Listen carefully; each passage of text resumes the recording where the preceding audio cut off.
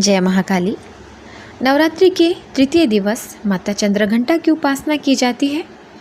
पिंडज प्रवारूढ़ा चंड कौपास्त्र कैरुता प्रसादम तनुते महाम चंद्रघंटेति विश्रुता। माँ दुर्गा जी की तीसरी शक्ति का नाम चंद्रघंटा है। नवरात्र में तीसरे दिन की पूजा का अत्यधिक महत्व है और इस दिन माँ के चंद्रघंटा विग्रह का पूजन और आराधन किया जाता है। इस दिन साधक का मन मणिपुर चक्र में स्थित होता है।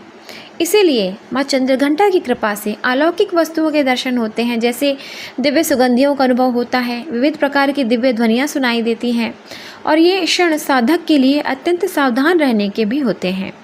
माँ का यह स्वरूप परम शांतिदायक है, कल्याणकारी है। इनके मस्तक पर घंटे के आकार का अर्धचंद्र है और इसी कारण माँ को चंद्रघंटा कहा जाता है। इनके शरीर का रंग स्वर्ण के समान चमकीला है। इनके 10 हाथ हैं और इनके 10 हाथों में खड्ग आदि शस्त्र तथा बाण आदि शस्त्र विभूषित हैं। इनका वाहन सिंह है। इनकी मुद्रा युद्ध के लिए उद्यत रहने की होती है। माँ चंद्रघंटा की कृपा से साधक के समस्त पाप और बाधाएं नष्ट हो जाती हैं और इनकी आराधना सदा फल देने वाली है।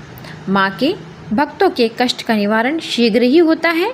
इनका उपासक सिंह की तरह पराक्रमी और निर्भय हो जाता है। इनके घंटे की ध्वनि सदा अपने भक्तों को प्रेत बाधा से रक्षा करती है। जिनके ऊपर प्रेत बाधा है, तंत्र मंत्र है, काला जादू है, अगर माँ का साधक है तो तुरंत ही इन चीज़ों से वो बाहर निकल आएगा। इनका ध्यान करते ही शरणागत की रक्षा होती है। माँ तत्काल ही फल देती है और इस घंटे की ध्वनि जो होती है वो निनादित हो उठती है। ये होता है कि हमें आज के दिन अगर हम ध्यान में बैठे हुए हैं और हमारे पर कोई भी नेगेटिव एनर्जी है तो हमें घंटे की ध्वनि अवश्य सुनाई देगी माँ की। माँ का स्वरूप अत्यंत सौम्यता एवं शांति से परिपूर्ण रहता है। इनकी आराधना से वीरता, निर्भयता के साथ ही सौम्यता एवं विनम्रता का विकास होता है। मुख, नेत्र तथा संपूर्ण काया में कांति गुण की वृद्धि होती है। स्वर में दिव्यता आती है। अलौकिक माधुर्य का समावेश होता है। माँ चंद्रघंटा के भक्त और उपासक जहाँ भी जाते हैं उन्हें देखकर शांति और सुख का अनुभव होता है। माँ के आराधक के शरीर से दिव्य प्रकाश युक्त परमाणुओं का अदृश्य विकिरण होता रहता है। यह दिव्य क्रिया साधारण चक्षुओं से दिखाई नहीं देती, किंतु साधक और उसके संपर्क में आने वाले लोग इस बात का अनुभव भली भांति प्रकार से करते हैं। तो माता चंद्रघंटा की कथा, माँ का स्वरूप भी तृतीय स्वरूप है और सप्तशती का तृतीय अध्याय महिषासुर वध। जब देवताओं और असुरों के बीच में लंबे समय तक युद्ध चला और महिषासुर जो था वो देवताओं के राजा इंद्र को हरा के स्वयं ही स्वर्ग का अधिष्ठाता बन बैठा, तो सभी देवता माता रानी के पास प्रार्थना करने के लिए गए और माँ ने उन असुरों का वध की है। माँ ने अपने घंटे की ध्वनि से, घंटे के नाद से असुरों को निस्तेज किया है। तो देवताओं ने महिषासुर के अत्याचार के बारे में जब बताया कि सभी देवता जो है वो पृथ्वी पर साधारण मनुष्यों की तरह विचरण कर रहे हैं, स्वर्ग में उनके लिए स्थान नहीं है, तो ब्रह्मा, विष्णु और भगवान शंकर को अत्यधिक क्रोध आया।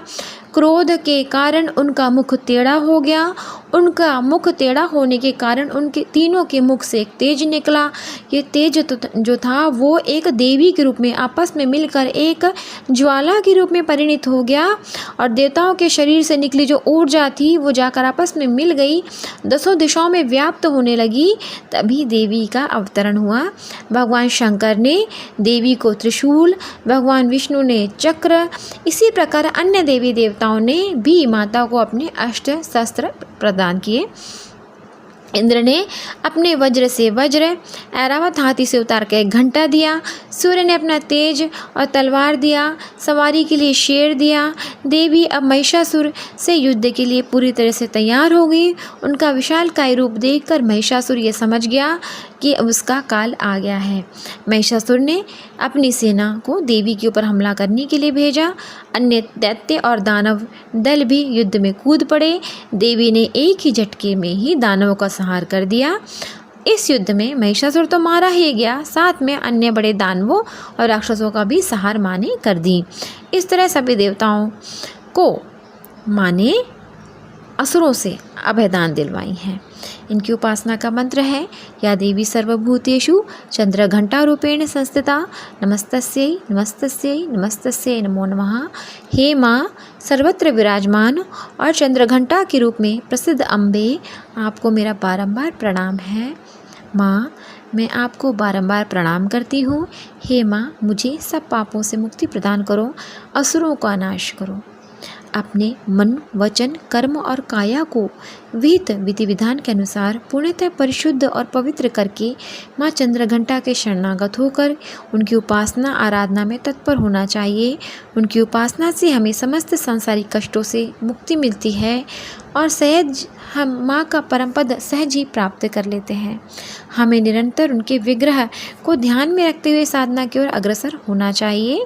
उनका ध्यान हमें इसलोक और परलोक दोनों के लिए परम कल्याणकारी और सद्गति देने वाला है। प्रत्येक सर्वसाधारण के लिए आराधना योग्य ये श्लोक सरल और स्पष्ट है। माँ जगदम्बा की भक्ति पाने के लिए इस श्लोक के द्वारा, या देवी सर्वभूतेषु चंद्रघंटा रूपेण संस्थिता नमस्तस्यै नमस्तस्यै नमस्तस्यै नमो नमः।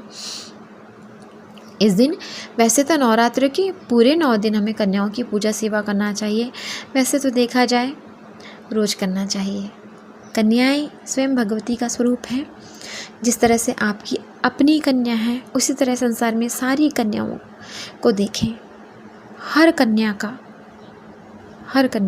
जो भी कन्या है उसको हम एक माता के रूप में, पिता के रूप में देखें। हर कन्या की रक्षा करने का दायित्व हम अपने ऊपर लें।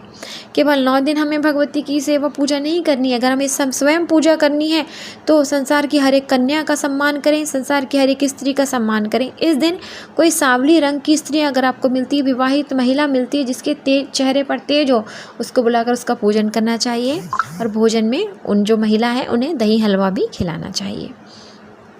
तो माता रानी अत्यंत कल्याणकारी है, अत्यंत। अगर इस दिन अगर कोई उपाय देखें, अगर कर्जे से मुक्ति किसी को चाहिए तो कर्जे से मुक्ति के लिए क्या करें?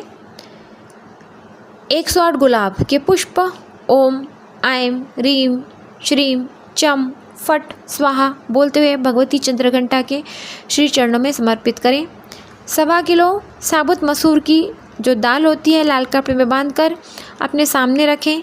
घी का दीपक जलाकर ओम ऐं ह्रीं श्रीं चंद्रघंटे हुम फट स्वाहा इस मंत्र का 108 बार आप जो है वो जाप कर लें। मसूर को अपने ऊपर से 7 बार उतार करके किसी सफाई कर्मचारी को दान में दे दें। कर्जे से आपको छुटकारा मिल जाएगा।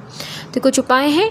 और माता रानी को आज के दिन दूध का भोग लगता है। हो सके तो दूध या दूध से बनी जो कोई भी चीज़ है, खीर है, केसर युक्त दूध है, वो कन्याओं को अवश्य दें। माता रानी को भोग लगाएं, घर में सबको प्रसाद रूप में बांटें। माँ की कृपा बनी रहेगी। सबसे बड़ी बात मैं कहना चाहूँगी, कलयुग में हमारा मन बिल्कुल भी निर्मल नहीं है। हम कितना भी ज्ञान प्राप्त कर लें, अगर हमारे मन में किसी के लिए ईर्ष्या है, द्वेष है, राग है, किसी का हम बुरा चाह रहे हैं, किसी का हम बुरा कर रहे हैं, तो आप साधक कभी नहीं बन सकते। क्योंकि जब तक आपका मन एक मंदिर है, उस मन रूपी मंदिर में अगर आप कचरा भर के रखेंगे तो उस मंदिर में कभी भी भगवती विराजमान नहीं हो सकती। आप कितना ही दिखावा कर लें बाहरी रूप से लोगों को, आप बहुत अच्छे नहीं। आप कहाँ सही हैं, कहाँ गलत है, ये केवल 2 लोग जानते हैं, एक आपके परमात्मा और एक आपकी अंतरात्मा। तो उस अंतरात्मा को स्वच्छ रखिए, अंतरात्मा को एकदम निर्मल रखिए। जब आपका मन बिल्कुल खाली रहेगा, करने दीजिए कोई आपका बुरा करता है, सोचने दीजिए कोई आपका बुरा सोचता है, क्षमा कर दीजिए सबको। अपने मन को खाली कर दीजिए, अपने मन को स्वच्छ रखिए। माँ भगवती उसमें विराजमान होंगी। और भगवान आप ऐसे नहीं बन सकते।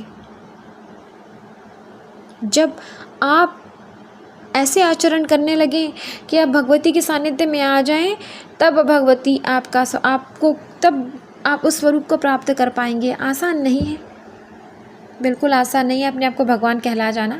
मन से तो कोई भी सोच ले मैं भगवान हूँ, पर कर्म है क्या? कर्म है? नहीं है।